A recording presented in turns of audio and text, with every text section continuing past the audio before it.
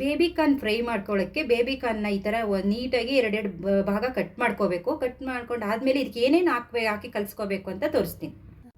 ಮೈದಾ 2 spoon, 1 spoon,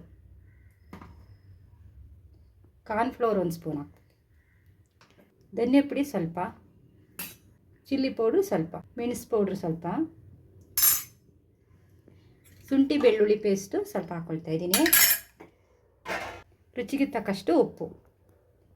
ಇದಿಷ್ಟು ಹಾಕ್ಬಿಟ್ಟು ಚೆನ್ನಾಗಿ ಕಲಿಸ್ಕೋಬೇಕು. ಇವಾಗ ಈ ಥರ ಕಲಿಸ್ಕೋಬೇಕು. ಇಷ್ಟಿದ್ರೆ ಸಾಕಾಗುತ್ತೆ. ಇವಾಗ ಬ್ರೆಡ್ನ ಪೌಡ್ರ್ ಮಾಡ್ಕೊಳ್ಳೋಣ.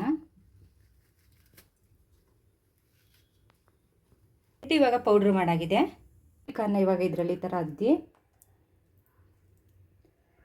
ಬ್ರೆಡ್ ಪೌಡ್ರಿಗೆ ಹಾಕಿ ಈ ಥರ ಮಾಡ್ಕೋಬೇಕು.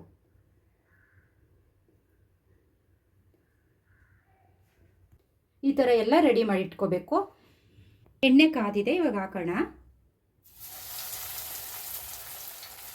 ಬೆಂದಿದೆ, ಇಷ್ಟು ಆಗೋ ತನಕ ಬೇಯಿಸ್ಬೇಕು. ಇವಾಗ ನೀಟಾಗಿ ಆಗಿದೆ ಬೆಂದಿ. ಇವಾಗ ತೆಗೆದು ಬಿಡೋಣ.